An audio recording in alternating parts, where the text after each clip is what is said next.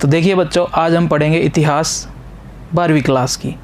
12वीं क्लास की इतिहास की जो पाठ्य पुस्तक है उसके 3 भाग हैं और तीसरे भाग का अध्ययन हम शुरू करने जा रहे हैं। और जो तीसरा भाग है वो मुख्यतः आधुनिक भारत का इतिहास है। और आधुनिक भारत के इतिहास में जो पहला पाठ उसमें आएगा अध्याय 10 के नाम से जो है वहाँ पे, वो है उपनिवेशवाद और देहात। तो उपनिवेशवाद और देहात के बारे में हम अभी समझेंगे, ठीक है। सबसे पहले हम देखेंगे पाठ का परिचय। सबसे पहले मैं बात करूंगा कि उपनिवेशवाद क्या होता है। तो मैं आपको बता देता हूं कि उपनिवेशवाद से तात्पर्य है कि किसी शक्तिशाली राष्ट्र के द्वारा निर्बल राष्ट्र के ऊपर अपनी ताकत के दम पर, अपनी शक्ति के दम पर शासन किया जाता है और वहां के संसाधनों का अपने हित में प्रयोग किया जाता है। जैसे उदाहरण के लिए लें कि भारत के ऊपर लंबे समय तक ब्रिटेन ने शासन किया था, तो ब्रिटेन का उपनिवेश हो गया भारत और भारत के संसाधनों का अपने हित में उसने प्रयोग किया था। तो इस पाठ में हम क्या क्या पढ़ेंगे। सबसे पहले उपनिवेशवाद समझेंगे कि जो देहात में रहने वाले लोग थे, ग्रामीण लोग थे, भारत जो देश है इसके जो ग्रामीण लोग थे उनके लिए उपनिवेशवाद के क्या मायने थे।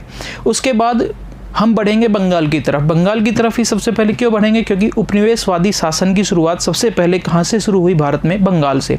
तो बंगाल में अंग्रेजों के द्वारा कुछ नई भूराजस्व व्यवस्थाएं लागू की गई थी, उनके बारे में समझेंगे। उनमें एक वर्ग होता था जमींदार। तो उसके बाद हम मिलेंगे बंगाल के जमींदारों से, हमारी मुलाकात होगी और बंगाल के जमींदारों से मिलने के बाद हम आगे बढ़ेंगे। बंगाल के जमींदारों के बाद इस तरफ की हम यात्रा करेंगे, इन पहाड़ियों में, पहाड़ी क्षेत्रों में आएंगे। झारखंड के पहाड़ी क्षेत्र में राजमहल की पहाड़ियों की यात्रा करेंगे और संथाल लोगों से मिलेंगे। उसके बाद हम दक्कन की तरफ बढ़ेंगे और दक्कन में जो नई भूराजस्व व्यवस्थाएं लागू की गई थी उनके बारे में देखेंगे। फिर हम साथ ही ये समझेंगे कि इन नई भूराजस्व व्यवस्था और उपनिवेशवादी शासन के कृषकों पर क्या प्रभाव पड़े। जब कृषकों को पैसे की ज़रूरत होती थी तो वो किसके पास जाते थे।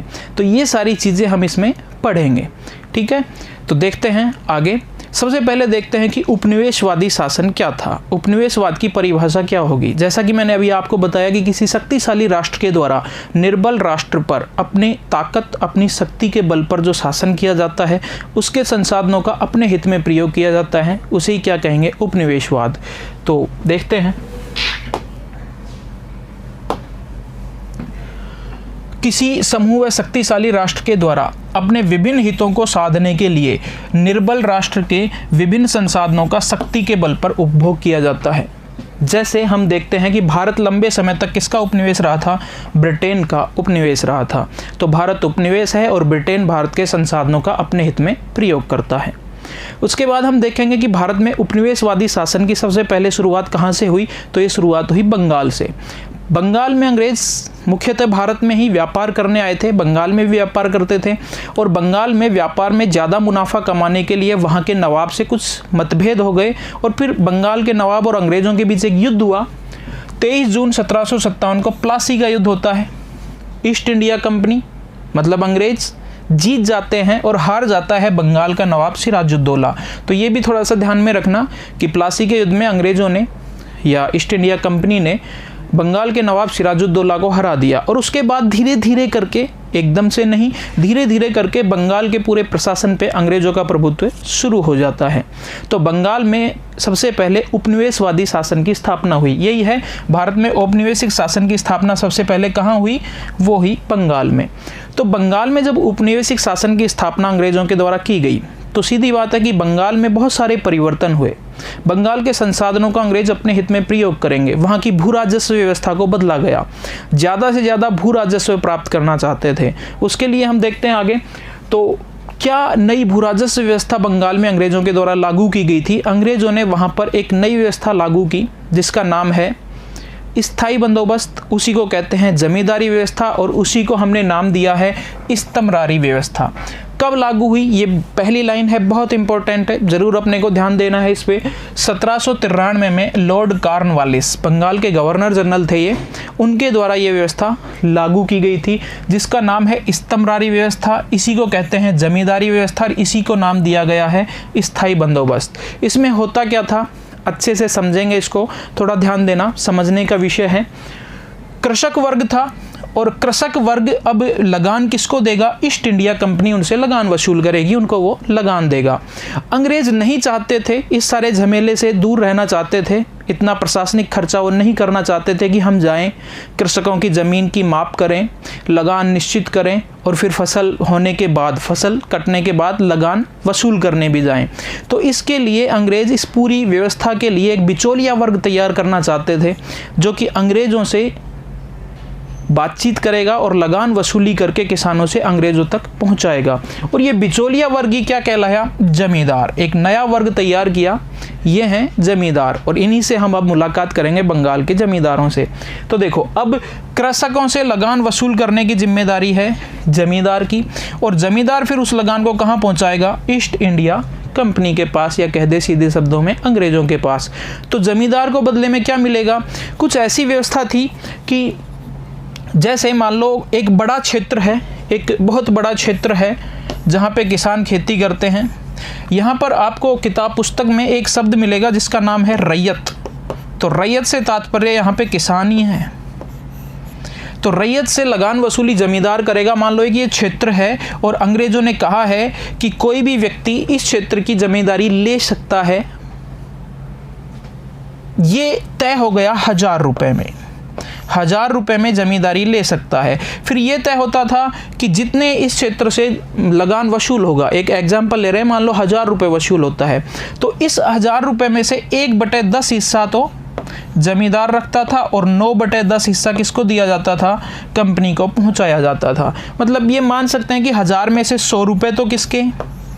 जमींदार के, और बाकी 900 रुपये किसके? ईस्ट इंडिया कंपनी के पास जाएंगे। तो ये ध्यान देने की बात है कि जमींदार एक बिचौलिया वर्ग था और उसे भी कुछ मुनाफे में से हिस्सा मिलता था। अब देखो, कृषकों से लगान वसूली की जिम्मेदारी जमींदार की हो गई, जमींदार वहां पर पहुंचा देगा। तो कंपनी को अब कोई मतलब नहीं है कि जमींदार किसानों से कितना लगान ले रहा है। कंपनी की आय फिक्स हो गई, निश्चित हो गई कि हमें तो इतना चाहिए। चाहे किसान के खेत में कुछ पैदा ना हो, अकाल पड़ा हुआ है, तो भी कंपनी को 900 रुपये जमींदार को देने होंगे, चाहे वो कृषक से वसूल करे या अपनी तरफ से दे। इस तरह से कंपनी की आय निश्चित हो गई 900 रुपये। तो इसीलिए इसको क्या कहा गया? स्थायी बंदोबस्त। जमींदार थे इसमें बिचौलिया, इसलिए इसे जमींदारी व्यवस्था की गई कहा गया था, और इसके साथ साथ इसे इस्तमरारी व्यवस्था भी नाम दिया गया है। किसने लागू की? लॉर्ड कॉर्नवालिस ने 1793 में। इस सारी व्यवस्था के साथ साथ एक और व्यवस्था लागू थी। अगर कोई जमींदार समय पर कंपनी को उसके लगान का हिस्सा नहीं पहुंचाएगा तो उसकी जमींदारी नीलाम कर दी जाती थी, किसी दूसरे जमींदार को दे दी जाती थी। ये कैसे होता था? इसमें लिखा हुआ है कि एक सूर्यास्त कानून भी लागू होता था। ये इसको समझते हैं कि ये क्या है। सूर्यास्त कानून में तय होता था कि इतने तारीख तक, जैसे आज का दिन निश्चित कर दिया कि आज के दिन शाम तक, सूर्य अस्त तक जमींदार को अपनी जमींदारी, मतलब जो लगान है जमींदारी का, वो अंग्रेजों को जमा कराना पड़ेगा। अगर सूर्यास्त तक नहीं जमा कराता है तो उसकी जमींदारी क्या कर दी जाती थी? नीलाम किसी दूसरे जमींदार को दे दी जाती थी। तो समझ रहे हो ना, सूर्यास्त कानून ये जमींदारों को बहुत ज्यादा परेशान करती थी। यहां पर कंपनी को जमींदारी व्यवस्था लागू करने की आवश्यकता क्या पड़ी, ये हम समझेंगे। तो सबसे पहले अपन ने समझा था कि कंपनी अपनी आय को निश्चित करना चाहती थी, कितना लगान वसूल होगा उसे वो निश्चित करना चाहती थी। तो पहला वही है कि अंग्रेज राजस्व से प्राप्त आय को निश्चित करना चाहते थे। तो ये पहला कारण था जो ये लागू की गई। दूसरी बात है कि जमींदारों के पास कृषि भूमि में सुधार करने के लिए, कृषि सुधार के लिए पूंजी और उद्यम दोनों होंगे। तो कृषि सुधार दूसरा कारण था। अंग्रेज नहीं चाहते थे कि हम भारत में कृषि में इन्वेस्ट करें, कृषि भूमि को सुधारने में इन्वेस्ट करें। अब जमींदार भी वहां से कुछ हिस्सा ले रहा है। जैसे अपन ने देखा था कि 1000 में से 100 रुपये जमींदार का और 900 कंपनी का। तो जमींदार चाहेगा कि कंपनी का तो फिक्स है, मुझे 900 रुपये देना है। अगर थोड़ा भूमि में ज़्यादा अच्छी पैदा होने लग जाएगी तो मेरी भी कुछ इनकम बढ़ जाएगी। इसलिए उस 100 रुपये में से जो लगान के वसूल किए जमींदार ने, कुछ हिस्सा वो चाहता तो वहाँ लगा सकता था कृषि भूमि में, ताकि वहाँ कृषि पैदावार बढ़े, कृषि का विकास हो और कृषि भूमि में इन्वेस्ट करके। तो ये चाहते थे अंग्रेज। दूसरा कारण ये था कि जमींदार ये सारी जिम्मेदारी ले लेगी, वो कृषि भूमि में सुधार करेगा। अगला है जमींदार वर्ग कंपनी के प्रति वफादार बना रहेगा। एक नया वर्ग तैयार हो जाएगा जमींदार वर्ग, और वो कंपनी के प्रति वफादार बना रहेगा। तो ये सारे कारण थे कि यह व्यवस्था यहाँ पर लागू की गई। फिर उसके बाद देखते हैं कि 1793 में इस्तमरारी बंदोबस्त लागू होने के बाद हुआ क्या कि जमींदार वहां के भूस्वामी नहीं रहे, बल्कि क्या रह गए, राजस्व समाहर्ता मात्र रह गए। मतलब एक क्षेत्र जमींदारों को जो दिया गया था, उस क्षेत्र में अब जमींदारों को केवल लगान वसूल करना है, कहाँ पहुंचा देना है, अंग्रेजों के पास पहुंचा देना है। वो जमींदारी या वो भूभाग उसका नहीं रहा, वो वहाँ का स्वामी नहीं रहा अब, क्योंकि अगर वो नहीं जमा करेगा लगान तो सूर्यास्त कानून के तहत क्या कर दी जाएगी, उसकी जमींदारी नीलाम कर दी जाएगी। तो केवल स्वामी ना रहकर देखते हैं कि भी भूस्वामी नहीं रहे, बल्कि क्या रह गए, राजस्व समाहर्ता, क्योंकि सूर्यास्त कानून के तहत उनकी जमींदारी नीलाम भी की जा सकती थी। आगे देखते हैं तो जमींदारों की असफलता के कारण ये व्यवस्था, जो जमींदारी व्यवस्था लागू की गई थी, ये बहुत ज़्यादा सफल नहीं रही, बहुत सारी खामियां थी। तो क्या थी वो हम देखते हैं कि जमींदारों को क्या दिक्कत इसमें हुई। पहला है कि प्रारंभिक मांगें बहुत ऊंची थी। कंपनी के द्वारा जो शुरू में निश्चित की गई थी, बोली लगाई गई थी, किसी एक क्षेत्र की बोली लगाई जाती थी, कह दिया कि इस क्षेत्र से 1000 रुपये से बोली शुरू हुई, तो कोई भी व्यक्ति आता था कि मैं 1000 रुपये में ये जमींदारी खरीदना चाहता हूँ, तो खरीद लेता था। अब 1000 में से 900 उसे अंग्रेज़ों को पहुंचाने होते थे। तो ये जो बोली शुरू ही हुई थी ये बहुत ऊंची थी, ये सारी मांगें बहुत ऊंची थी, जमींदार इतना पहुंचा भी नहीं पाता था और फिर बाद में उसकी जमींदारी नीलाम करनी पड़ती थी। तो पहला हो गया। दूसरी परेशानी क्या थी कि ये ऊंची मांगें 1790 के दशक में लागू की गई थी, जब कृषि की उपज की कीमतें नीची थी, खेतों में इतना पैदा ही नहीं होता था, या जितना पैदा हुआ खेतों में जब उसको बाजार में बेचा जाता था तो उतनी कीमत नहीं मिलती थी कि लगान पूरा दिया जा सके। तो एक ये भी समस्या थी कि जिस समय ये लागू की गई थी उस समय उपज की कीमतें बहुत नीची थी, ये एक परेशानी आई। अगला देखें, अगला है कि राजस्व असमान था। ये कोई व्यवस्था नहीं की थी कंपनी ने कि किसी वर्ष अकाल पड़ गया, बारिश नहीं हुई, खेत में कुछ पैदा नहीं हुआ किसान के में, तो वो लगान कहाँ से देगा, ये कोई व्यवस्था नहीं की गई थी। कंपनी तो कहती थी चाहे अकाल पड़ो, चाहे पैदा हो ना हो, चाहे फसल खराब हो, लेकिन जमींदार कंपनी को उसका निश्चित लगान प्रतिवर्ष देगा ही देगा। तो ये क्या हो गया कि राजस्व असमान था। आगे बात करें कि प्रारंभ में जमींदार की शक्ति को रैयत से राजस्व इकट्ठा करने और अपनी जमींदारी का प्रबंध करने तक ही सीमित कर दिया गया। स्थानीय न्याय और पुलिस व्यवस्था की शक्ति उससे छीन ली गई। इससे क्या हुआ कि जमींदार जो है वो अपने क्षेत्र में केवल अब राजस्व वसूल करेगा और जमींदारी को संभालेगा। अगर कोई रैयत, कोई किसान समय पर लगान नहीं दे रहा है उसको, तो फिर वो क्या कर सकता है, मुकदमा करेगा कलेक्टर साहब के पास जाके, और वो मुकदमे वर्षों वर्ष चलते रहते थे, कुछ फैसला उसमें हो नहीं पाता था। अगर ये न्याय व्यवस्था जमींदार के पास होती तो वो कुछ अच्छा फैसला, मतलब अच्छा काम वहाँ पे कर सकता था। तो ये सारी समस्याएं किसमें थी, जमींदारी व्यवस्था में ये सारी समस्याएं थी। एक और जो नई समस्या थी वो था जोतदार, जोतदारों का उदय। ये जोतदार होते कौन थे, तो सीधी सी बात है, धनी किसानों का एक समूह। एक जमींदारी का एक क्षेत्र होता था, एक जमींदार के जमींदारी होती थी, उसमें बहुत सारे किसान होते थे। कुछ अमीर किसान होते थे, वो जो अमीर किसान होते थे जिनके पास ज़्यादा खेत होते थे, ज़्यादा पैदा करते थे, वो गरीब किसानों की फसलें खरीदते थे, उनको बदले में पैसा देते थे। अगर किसान को कभी वर्ष के बीच में पैसों की ज़रूरत हो तो वो जोतदार से ले लेता था। मतलब यहाँ हम इस चित्र में समझें कि रैयत मतलब किसान और साथ में जोतदार, इनके आपसी संबंध होते थे और ये दोनों ही लगान देते थे किसको, जमींदार को, दोनों के दोनों। और फिर ये लगान कहाँ पहुँच जाता था, कंपनी के पास ये लगान पहुँचा दिया जाता था। तो जोतदार क्या हो गए, सीधी सी बात है, धनी किसानों का समूह। और ये अक्सर सूबेदार से इनकी रंजिश होती थी, बनती नहीं थी, उसके खिलाफ होते थे। ये खुद सूबेदार को समय पर लगान नहीं देते थे, जमींदार को समय पर लगान नहीं देते थे, और वो लगान फिर जमींदार कंपनी को नहीं पहुंचाएगा तो क्या हो जाएगा, नीलामी, और इससे इनको अक्सर खुशी होती थी। कभी कभी तो जोतदार इन रैयतों को भी बोलता था कि समय पर लगान मत पहुंचाओ, और नहीं पहुंचाया जाता था। आगे देखें कि सिकमी रैयत क्या होते थे, तो सिकमी रैयत होते थे एक तरह से वो किसान जिनके पास खुद की भूमि नहीं होती थी, वो या तो जोतदारों के भूमि लेकर किराए पे खेती करता था या फिर इन रैयतों से भूमि लेकर खेती करता था। तो समझ गए, जोतदार भी एक बड़ी समस्या थे इस सारी व्यवस्था में, जो स्थायी बंदोबस्त था इसमें, कि ये जोतदार हैं, धनी किसान थे और जमींदार को समय पर लगान नहीं देते थे।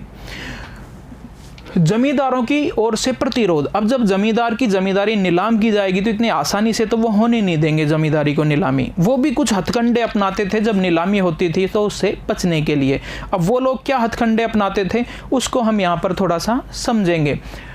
पहले पढ़ते हैं कि जमींदारी या भू संपदा की संभावित नीलामी की समस्या से निपटने के लिए कई रणनीतियां बनाई जमींदारों के द्वारा। और वो पहली क्या है, फर्जी बिक्री। ये फर्जी बिक्री अपनी जो पाठ्य पुस्तक है उसकी कहानी यहीं से शुरू होती है कि एक जमींदारी थी बर्दवान।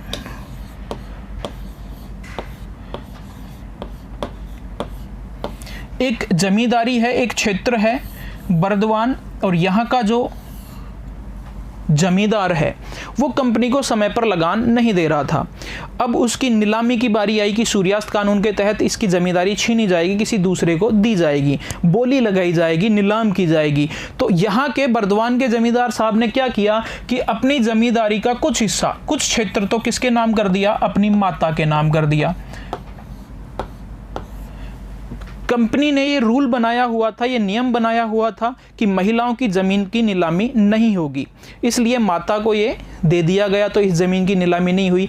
बाकी की जब नीलामी की गई तो जब नीलामी हो रही थी, बोली लग रही थी, तो यहां पर कुछ खरीदार आते थे।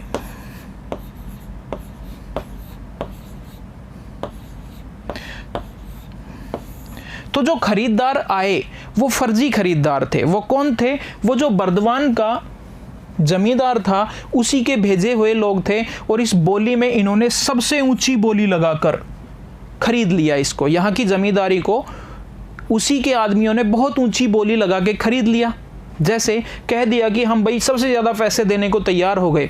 ठीक है, सारे डॉक्यूमेंट्स तैयार हो गए, कागज़ बना दिए कंपनी ने कि नए सूबेदार, नए जमींदार अब यहाँ के कौन होंगे, वो होंगे बर्दवान के नए खरीदार। लेकिन समय पर ये लोग जमा नहीं कराते थे कंपनी को लगान, और जब समय पर जमा नहीं कराया जाता था तो फिर दोबारा से नीलामी होती थी, दोबारा फिर फर्जी खरीदार आते थे। ये प्रक्रिया बार बार दोहराई जाती थी, और ये नीलामी बार बार करते हुए कंपनी के अधिकारी भी थक जाते थे, खरीदार भी वहां आने से मना कर देते थे, वो भी थक जाते थे, और इस तरह बहुत ही सस्ते दामों में, बहुत ही नीची कीमतों पर ये पूरी की पूरी जमींदारी वापस से पुराने जमींदार को दे दी जाती थी, बर्दवान के जमींदार को वापस देनी पड़ी। तो पहला है फर्जी बिक्री। अपनी जमींदारी को नीलाम होने के लिए जो हथकंडे अपनाए, जो रणनीतियां बनाई, उनमें पहली क्या है, फर्जी बिक्री। अगली देखते हैं, नए जमींदार को जमीन का कब्जा नहीं देते थे। जो पुराने जमींदार हैं वो अपने क्षेत्र में अपना दबदबा रखते थे। नया जमींदार जब वहां पर आता था तो वो उसको कब्जा देने से मना कर देता। इनके पास लठैत होते थे, वो उनको भेजकर मारपीट करते थे और उनको उस ज़मीन से निकाल देते थे। तो ये एक हथकंडा ये भी है। इसके अलावा तीसरा है कि जो पुराने रैयत होते थे, उस क्षेत्र में रहने वाले किसान थे, वो नए ज़मींदार का अक्सर विरोध करते थे। उनका पुराने ज़मींदार से कुछ अच्छा संबंध होता था, इसलिए वो नए ज़मींदार को स्वीकार नहीं करते थे, और इसलिए नीलामी अच्छे से नहीं हो पाती थी। तो ये हथकंडे इन्होंने अपनाए थे ज़मींदारों ने अपनी ज़मींदारी को नीलाम होने से बचाने के लिए। आगे देखिए कि 19वीं शताब्दी के प्रारंभ में मंदी की स्थिति समाप्त हो गई। मतलब 19वीं शताब्दी तक, शुरू होने तक जो जमींदार अपनी जमींदारी को बचा के रखे, फिर उनको कोई आगे दिक्कत नहीं आई, क्योंकि बाद में जमींदारों ने अपनी सत्ता सुदृढ़ कर ली। हुआ क्या था कि 19वीं शताब्दी के बाद कृषि से जो फसल पैदा होती थी उनकी कीमतें बाजार में अच्छी मिल जाती थी, तो लगान अच्छा वसूल हो जाता था। तो किसान लगान समय पर देता था और जमींदार भी उसको समय पर पहुंचा देता था कंपनी के पास। तो उसके बाद फिर जमींदारों की नीलामी की समस्या बहुत ज़्यादा नहीं रही और उन्होंने अपनी स्थिति सुदृढ़ कर ली। ठीक है बच्चों, तो इस कक्षा में आप मिले हैं बंगाल के जमींदारों से। अगली कक्षा में हम देखेंगे कुछ और विषय वो पढ़ेंगे। ठीक है, धन्यवाद।